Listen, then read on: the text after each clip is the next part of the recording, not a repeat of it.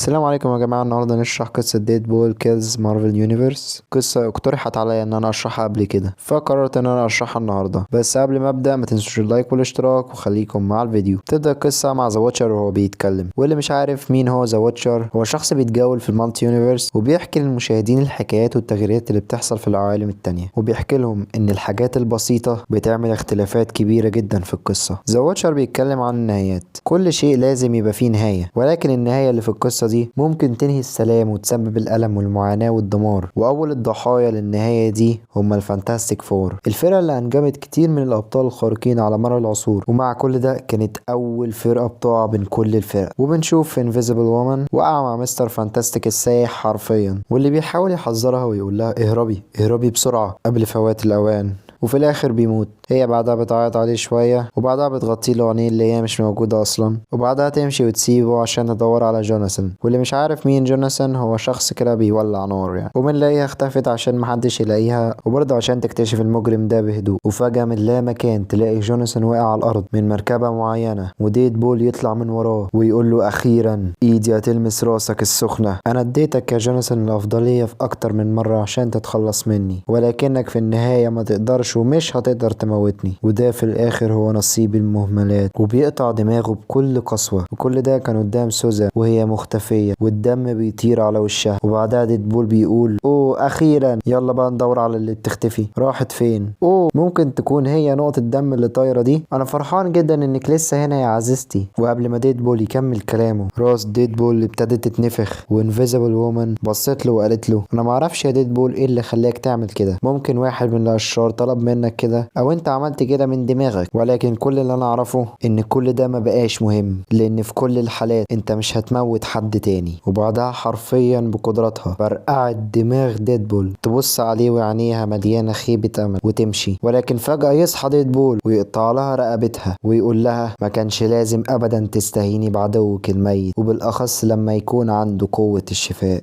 ذا واتشر بعدها بيكمل كلامه ويقول ان الفانتاستيك فور كانت اول عيلة من الابطال تواجه غضب ديدبول. عايزين تعرفوا كل ده بدأ ازاي؟ طيب خلينا الاول نروح لمصحة ريفنس كرافت. واللي قدامكم ده الدكتور الجديد المتخصص في المصحة، واللي عنده دكتوراه في علم النفس. بنشوف بعدها شخص في المصحة عمال يصرخ ويقول طلعوني خرجوني بسرعة من هنا. وفجأة الاكس مان يدخلوا بديدبول المصحة. وولفرين بيقول انا اسف يا ديدبول، ولكن لازم تتعالج. ولكن هل كل ده الزامي يا بروفيسور اكس؟ بروفيسور اكس يرد عليه طبعا عشان ديدبول يتغلب على مرضه لازم يبدأ العلاج، ومصحة ريفنس كرافت هي خير بداية. بروفيسور اكس بيتفق مع الدكتور بعد كده اللي لسه شايفينه انه يخلي باله من ديدبول ويعتني بيه ويشفيه بأسرع وقت. الممرضين بعدها دخلوا ديدبول الغرفة بتاعت الدكتور وسابوهم لوحدهم. الدكتور بدأ الكلام مستر ويلسون ارجوك اهدى شوية، ممكن تكلمني شوية عن نفسك؟ ديدبول كان عارف ان من الاول كان فيه غلط في الدكتور، وكان كل ده باين من تعبير وشه. ولكن رد عليه ديدبول بطريقة عادية وبيحكي قصة حياته المملة للدكتور، وقال له ان امي سابتني وانا صغير، ولحد دلوقتي انا مش فاكر شكلها. ممكن تبقى كانت شريرة كده زيي، بس انا برضو مش عارف هي سابتني ليه. ايه ده يا دكتور، انت ما بتكتبش ليه؟ مش هتسجل احسن؟ برضو انا ما بحبش حد يعرف عن حياتي الشخصية. الدكتور رد عليه وقال له هو انت كنت عايز تبقى قاتل مأجور يا ديدبول؟ عشان انت بتعرف تستخدم تقريبا كل انواع الاسلحة، حتى كمان الخاص منها. وكمان عايز اسألك، هل تعرف اي حاجة عن التجربة اللي خلتك تتشفي من اي حاجة وخلتك منيع للدرجة دي؟ ديدبول رد عليه وقال له لا للاسف معرفش اي حاجة. ولكن بعدها الدكتور مرة واحدة بيغير ملامح وشه وبيقول له انا يا ديدبول مش الدكتور اللي انت فاكره، انا اسمي الحقيقي سايكو مان. ومين سايكو مان؟ هو شرير من اشرار مارفل، حجمه صغير جدا، بيصنع روبوتات بحجم البشر. وبعدها يقول لديدبول انا عندي اهداف معاك، وللاسف اهدافي مش متناسقة مع علاجك.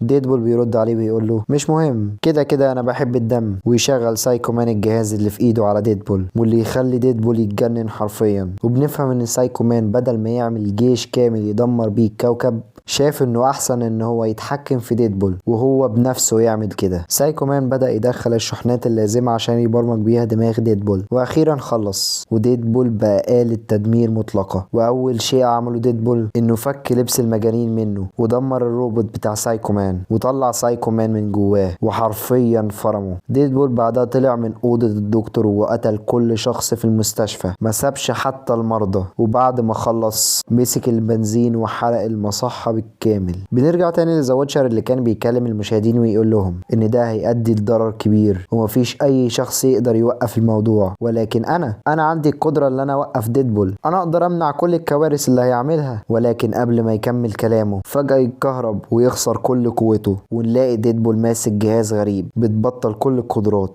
بعدها ديدبول يقول الجهاز ده بتاع مستر فانتاستيك كان مفيد فعلا للتعامل مع اللي زيك، ويمسك ذا واتشر ويقول له انا هسألك سؤال واحد، هو انت كنت بتكلم مين؟ انت مش من الفانتاستيك فور صح؟ اكيد انت شغال مع سايكو مان. وبعدها ديدبول حرفيا قطع دماغ ذا واتشر وقال مش مهم اي حاجة انت وسايكو مان عملتوها فيا، المهم ان العالم كله هيدوق غضب ديدبول وطبعا هيتمنوا الموت بسبب اللي هعمله فيهم.